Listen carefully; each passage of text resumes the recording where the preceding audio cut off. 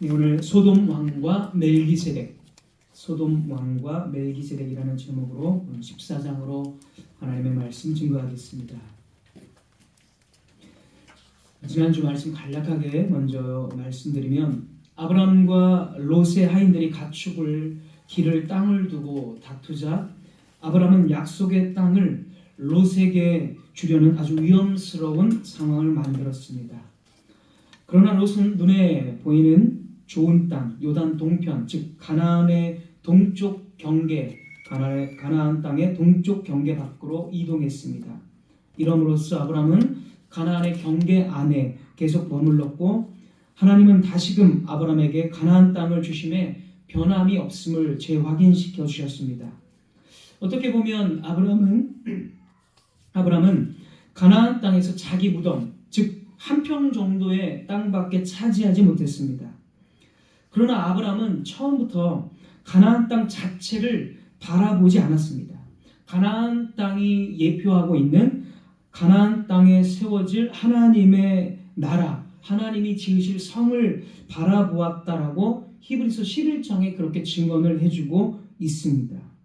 하나님이 아브라함에게 약속하신 것은 겉으로는 눈에 보이는 물리적인 가나안 땅이었지만, 가나안 땅은 하나님의 나라를 예표하는 것이었고, 그 약속의 궁극적인 실체는 1세기에 예수 그리스도의 피와 성령으로 세워진 하나님 나라, 즉 교회였습니다. 따라서 창세기 13장에서 아브라함이 가나안에 머문 사건은 단순한 지리적인 선택이 아니라 하나님의 약속을 믿음으로 붙드는 선택이었고, 하나님은 아브라함에게 약속하신 그 모든 것들을 예수 그리스도와 성령 안에서 다 지키시고 이루어 주셨습니다. 이제 오늘 우리가 살펴볼 말씀은 창세기 14장입니다. 14장은 이제 창세기의 다른 장들과 달리 세계사적인 전쟁을 기록하고 있습니다. 바벨론 지역에 네 왕들이 있습니다. 바벨론 지역의 네 왕들, 아므라벨, 아리옥, 그돌라오멜, 디달, 이렇게 바벨론 지역의 네 왕들이 연합해서 한 팀을 구성을 했습니다. 우리가 14장 본문을 읽지는 않았지만 함께 보겠습니다. 1절 한번 보겠습니다. 본문 14장 1절.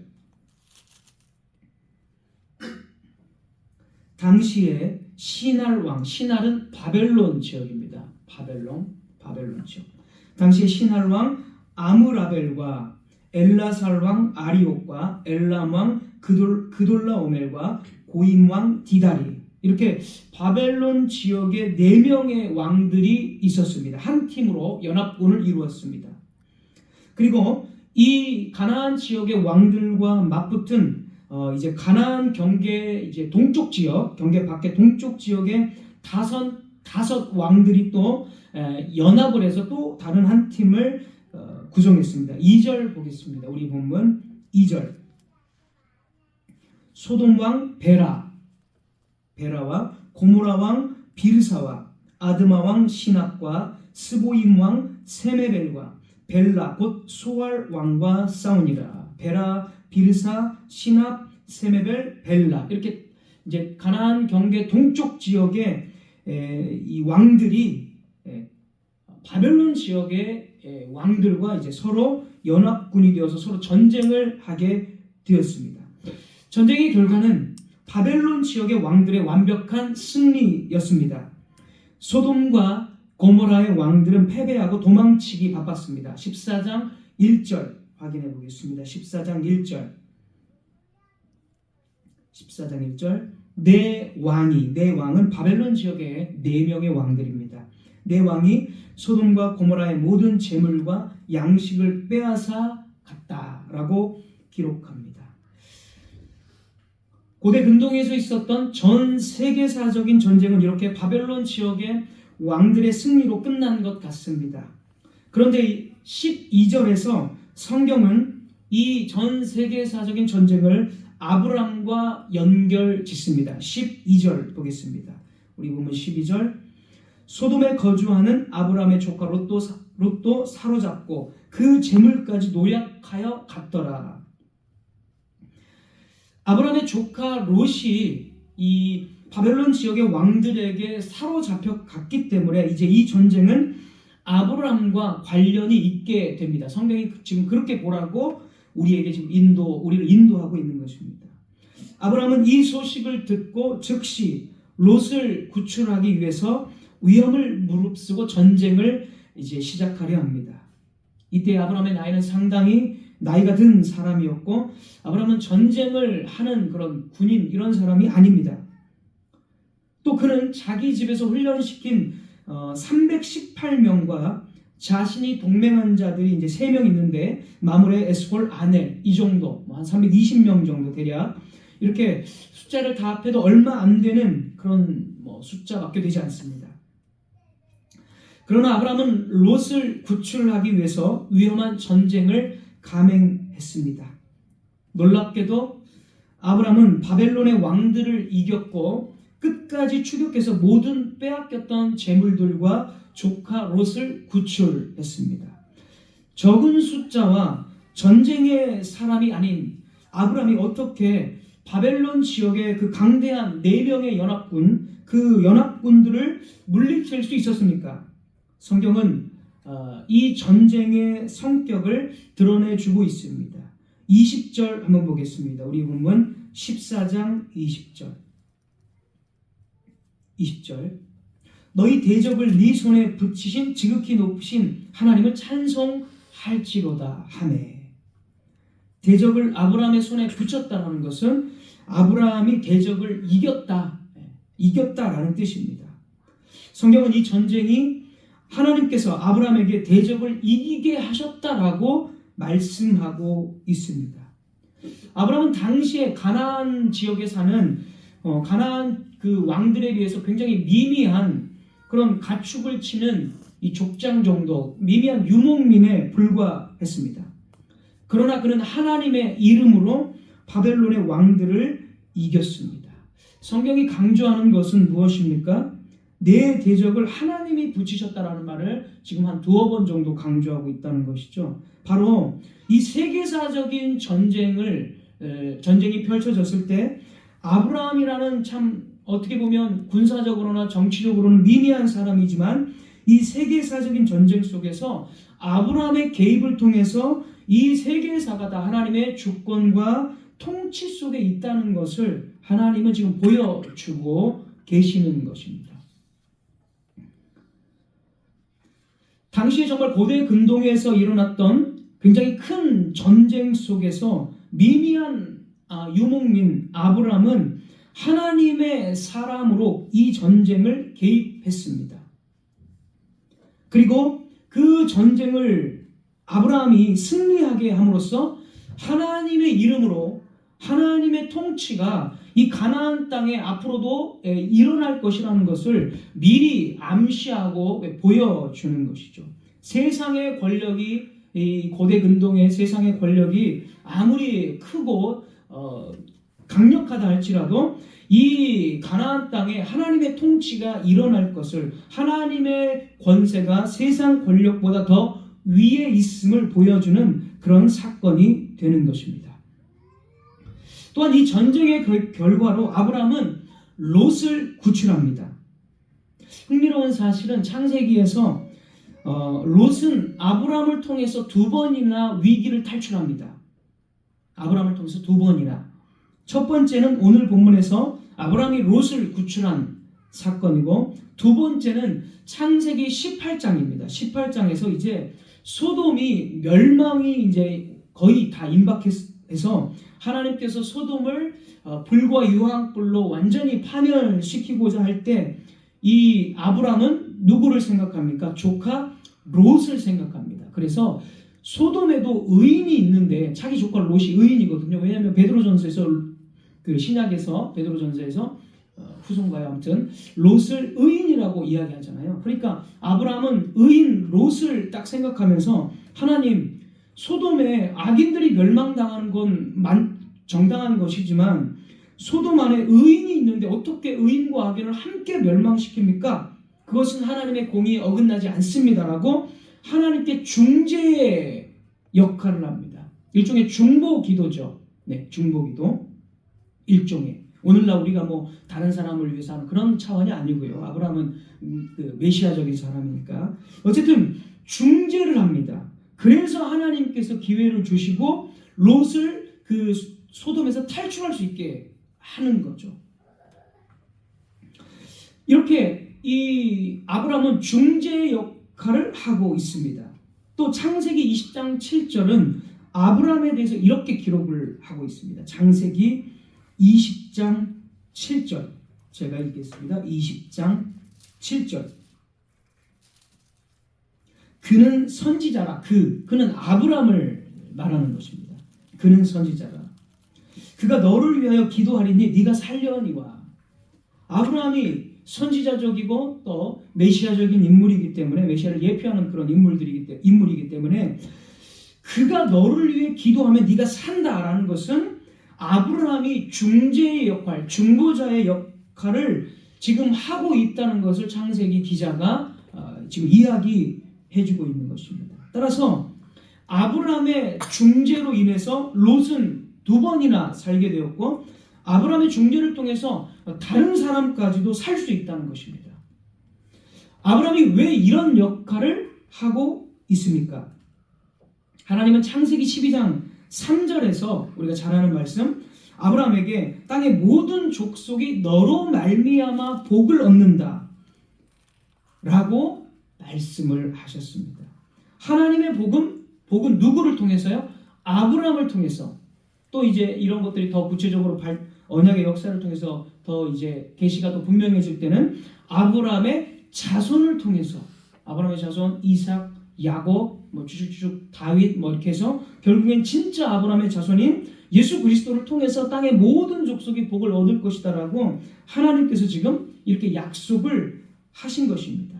지금 족장 시대 아브라함의 시대에는 아브라함을 통해서 복을 얻는 것입니다. 그것을 지금 성경이 가르쳐 주고 있습니다. 그러니까 아브라함과 연합해야 되고 아브라함의 밑에 들어가서 아브라함의 그 복을 추구하고 갈망하고 그게 이제 구약 교회에 있어서 어떤 그 할 수 있는 일이죠. 아브라함의 그런 복을 이탈하면 안 되는 거죠.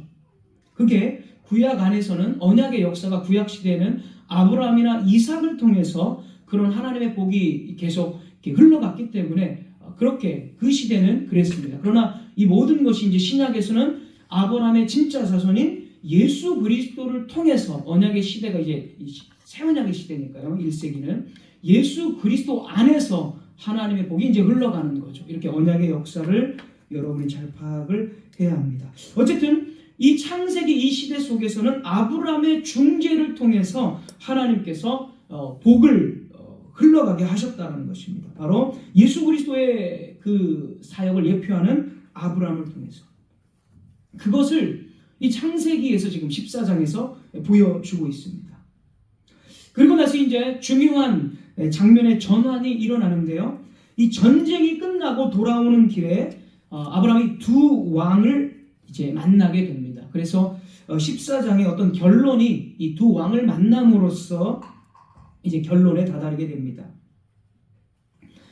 이제 14장의 후반부에서 아브라함은 이 2 왕과 대화를 하게 되는데 2 왕의 대화가 서로 대조되면서 본문은 강조됩니다. 우리 17절 우리가 읽은 본문으로 이제 가보겠습니다. 17절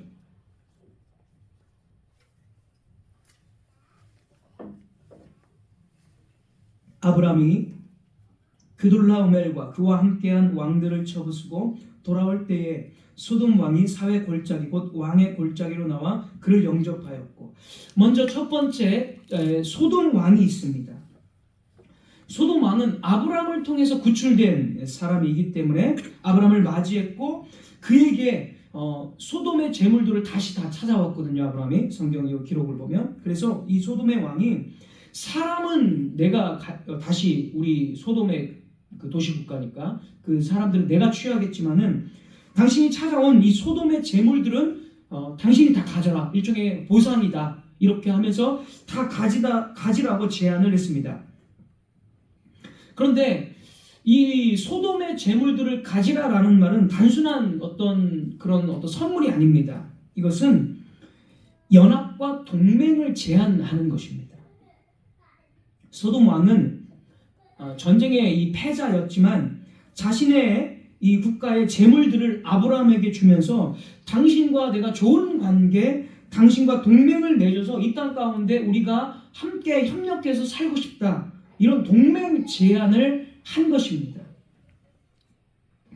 그러나 창세기 13장에서 우리가 이미 살펴봤듯이 창세기 13장에서 소돔이 어떤 도시인지가 기록됩니다. 창세기 13장 13절 읽고만 넘어갑니다. 소돔 사람은 여호와 앞에 악하며 큰 죄인이었더라.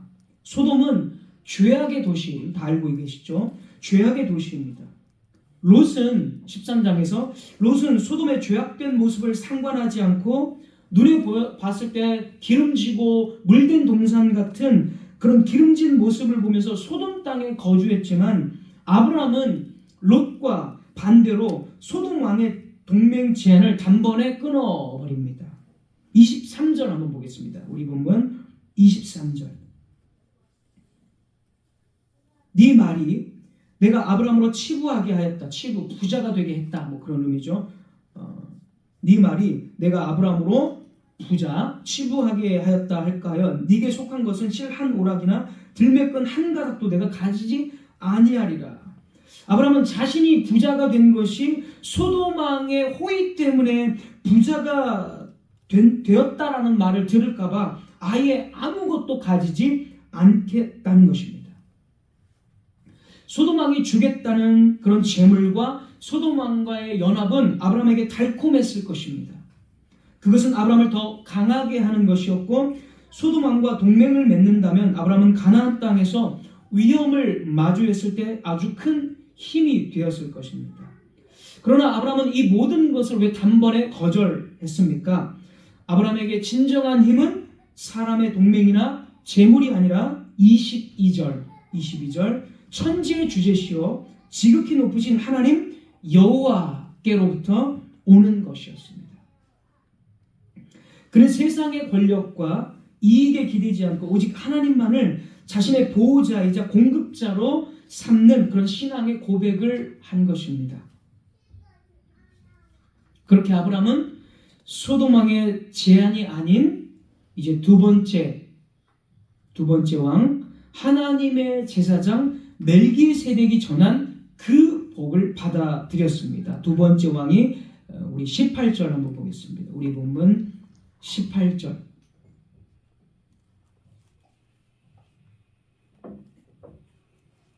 18절.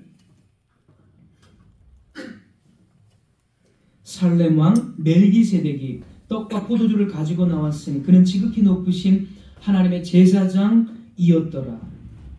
소돔 왕과 멜기세덱의 차이점은 분명합니다. 소돔 왕은 죄악의 도시를 다스린 왕이었고 곧 하나님의 심판으로 소돔과 소돔 왕은 19장에서 파멸될 예정입니다. 하지만 멜기세덱은 지극히 높으신 하나님의 제사장이었습니다. 그리고 살렘의 왕입니다. 멜기세덱 이름의 뜻은 의의 왕을 의미합니다. 의의 왕. 그러니까 멜기세덱은 어그러지고 거스리는 세대 가운데 살았지만 그의 주변 왕들과는 달리 죄악된 왕들과는 달리 그는 의와 거룩한 삶을 살았습니다. 또 살렘이라는 것 우리가 잘 알듯이 살렘이라는 것은 유대인들의 인사인 샬롬, 평화라는 뜻이죠. 이 샬롬과 같은 어근에서 나왔고 평화를 의미하기 때문에 이 멜기세덱은 이 살렘의 왕 그러니까 평강의 왕을 뜻합니다. 히브리서 7장 1절과 2절이 그렇게 증언해 주고 있습니다. 이 의의 왕, 평강의 왕인 하나님의 제사장 멜기세덱은 아브라함에게 떡과 포도주를 가지고 나왔습니다. 그러니까 그 떡과 포도주를 제공해서 같이 이제 먹었다라는 뜻이 되겠죠. 이 먹었다라는 말은 본문에 나와 있지는 않지만 그것을 이제 아브라함에게 주었다라는 뜻이죠. 많은 해석자들이 이 부분에서 멜기세덱은 아브라함의 배고픈 군대를 먹이기 위해서 떡과 포도주를 가지고 나왔다고 주장하지만 성경이 지금 멜기세덱의 신분을 지극히 높으신 하나님의 제사장이라는 사실을 밝히고 있기 때문에 우리는 이것을 제사장적 신분과 연결지어서 해석을 하는 것이 합당한 해석으로 우리는 받아들여야 합니다.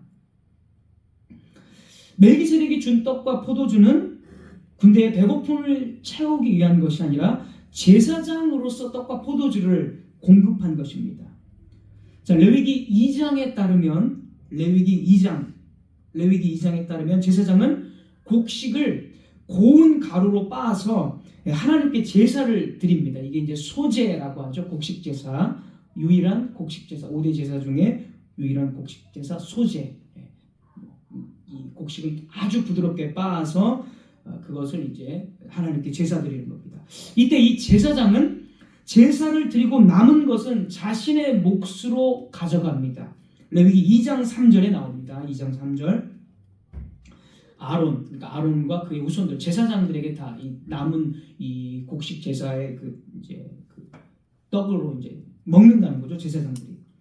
그러니까 곡식 제사는 하나님께 일부를 드리고 나머지를 제사장이 먹음으로써 먹는다는 것은 여러분 우리가 많이 배웠죠. 하나님과의 언약적 식사를 의미하죠. 화목제에서도 고기나 이런 것들을 하나님께 드리고 나서 나머지 것들을 예배자들과 제사장이나 이런 이웃들과 함께 다 모여서 잔치를 벌이는 것, 다 언약의 식사죠. 출애굽기 24장에서도 제사를 드리고 이스라엘 백성들이 먹었더라 이런 표현들.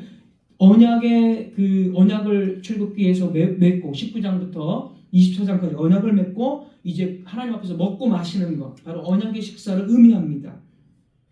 그래서 제사장이 이제 제사를 드리고 하나님의 언약적 식사를, 언약적 교제를 하는 것을 나타내는 것이죠. 그리고 포도주와 관련해서도 제사장은 이 제단 위에 번제나 소제와 함께 포도주를 부어서 또 바쳤습니다. 포도주. 역시 포도주는 성경에서 우리가 많이 배웠듯이 즐거움과 안식의 음료, 그게 바로 포도주죠. 즐거움과 안식의 음료. 그래서 예수님도 물을 포도주로, 요한복음 2장에서 물을 포도주로 바꾸면서 진정한 안식을 내가 성취하러 왔다. 자신의 어떤 사역을 예표하신 거죠. 다 성경이 반복적으로 이야기하고 있기 때문에 포도주는 성경에서 안식과 즐거움의 음료를 상징합니다. 자, 그래서 멜기세덱이 제사장으로서, 하나님의 제사장으로서 떡과 포도주를 아브라함에게 주었다라는 것은 하나님을 대신해서 지금 멜기세덱이 나왔기 때문에 아브라함의 하나님과의 언약적인 식사이자 기쁨의 교제를 의미합니다. 하나님과 아브라함의 언약적 식사이자 기쁨의 교제, 그런 것들을 의미하는 것으로서 떡과 포도주를 준 것입니다. 그래서 멜기세덱은 하나님의 대리자로서 나왔기 때문에 아브라함에게 또한 복을 빌어주었습니다. 우리 본문 19절입니다. 19절.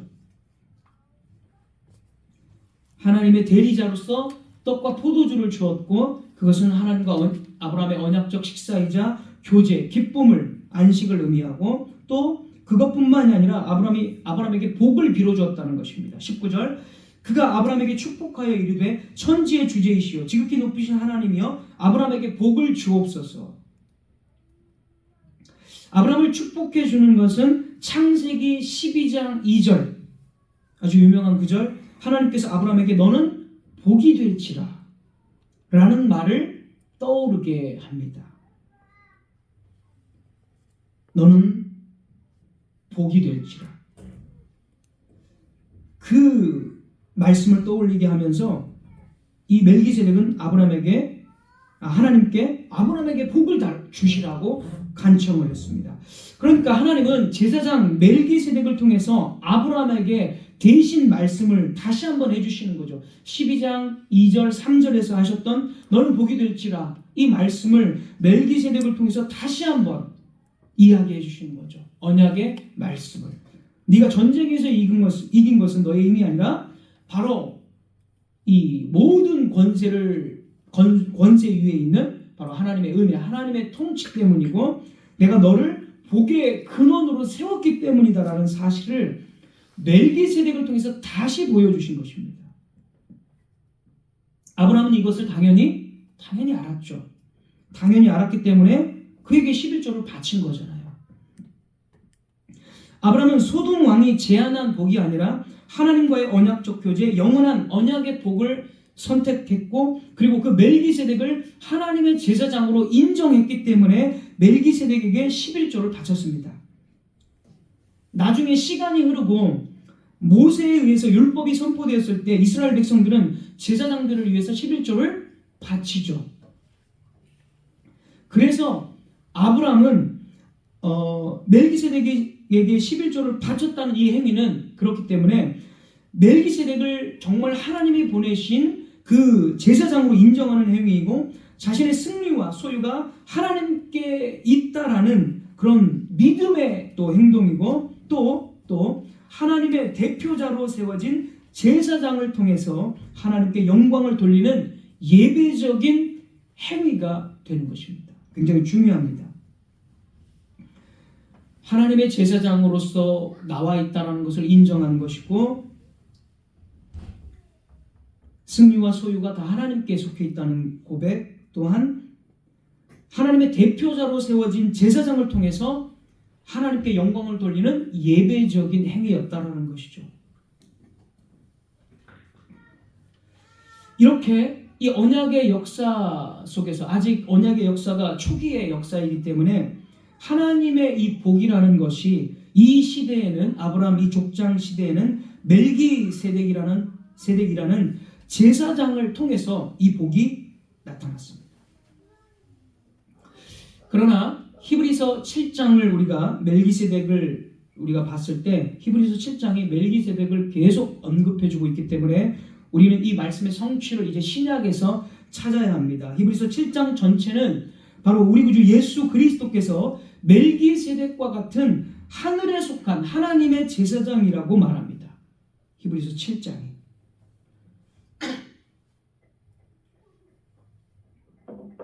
즉 멜기세덱은 오실 진짜 제사장 예수님의 모형이었다라고 히브리서 7장이 말하고 있는 것이죠. 히브리서는 예수님이 우리의 진짜 제사장, 대제사장이라고 반복해서 가르치고 있습니다. 그렇습니다. 멜기세덱을 통해 보여주셨던 하나님의 복은 이제 언약의 역사에 시간이 흘러서 1세기의 예수 그리스도를 통해서 완전하게 드러났습니다. 하나님과의 언약적 교제와 영원한 복은 예수 그리스도이십니다. 아브라함과 동일한 믿음을 소유한 1세기 성도들은 바로 이 사실을 알게 되었죠. 우리 사도들, 바울을 비롯한 베드로 이런 사도들을 통해서 바로 예수 그리스도가 하나님의 영원한 복으로 너희들 앞에 제시되었다, 밝히 보였다라고 그들의 복음 전파를 통해서 1세기 성도들은 예수 그리스도를 믿고 그분께 순종했습니다. 바울을 비롯한 초대 1세기 교회의 성도들은 사회적 안정이나 물질적 보상보다 하나님과의 언약적 교제와 그리스도의 사역에 참여함으로 얻은 영원한 언약의 복을 우선시하였고 자신의 시간과 재물, 심지어 생명까지도 하나님의 뜻을 위해 내어놓는 삶을 살았습니다. 그리고 오늘날 21세기에 살고 있는 우리들 역시 같은 하나님의 언약적 복과 영원한 축복 앞에 지금 서 있습니다. 이제는 멜기세덱이라는 그림자가 아니라 실체이신 예수 그리스도를 통해서 영원한 복이 우리에게 직접 드러났습니다. 예수님 안에서 우리는 죄사함과 생명과 그리고 성령을 통한 내적 변화, 하나님과의 친밀한 교제와 평강을 경험하는 복을 받게 되었습니다. 그리고 이러한 영원한 복을 상징하고 실제로 체험하게 하시기 위해서 예수님께서는 자신의 찢긴 몸과 흘린 피로 제정하신 떡과 포도주를 예배 가운데 성찬으로 베풀어 주셨습니다. 사랑하는 성도 여러분, 그렇다면 오늘 우리는 무엇을 선택하고 추구하고 바라보아야 합니까? 사탄은 여전히 우리가 예수 그리스도의 복을 받아들이고 사는 것보다 차라리 소돔의 재물들, 곧 이 세상의 것들을 더 가치 있게 여겨야 한다고 속삭입니다. 사탄은 여전히 이 세상과 연합하여 사는 것이 더 강한 것이다, 더 강하게 사는 것이다, 더 지혜롭게 사는 것이다 라고 제안하면서 우리에게 주신 영광스러운 복을 짓밟고 돌이키게 하려고 유혹합니다. 오늘날 여러분은 세속적 유혹과 물질적 보상 앞에서 어떤 선택을 하시겠습니까? 무엇이 진짜 복입니까? 눈앞에 달콤한 기회나 안전, 사회적 인정이 진짜 복입니까? 아니면 주 예수 그리스도가 여러분의 복입니까? 이 땅에서 우리에게 어떤 힘과 위함을 주는 것처럼 보이는 것들은 모두 불확실하여 만족스럽지 못하고 잠시 있다가 없어질 것들입니다.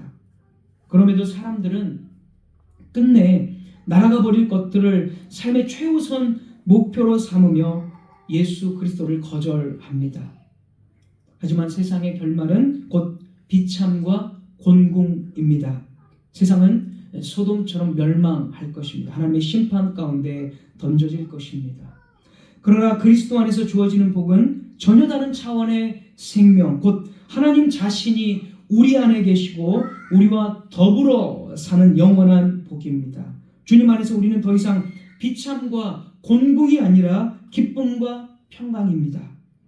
사랑하는 성도 여러분, 이와 같은 사실이 우리에게 지금 들려졌기 때문에 우리는 하나님으로부터 오는 영광과 복을 구해야 합니다.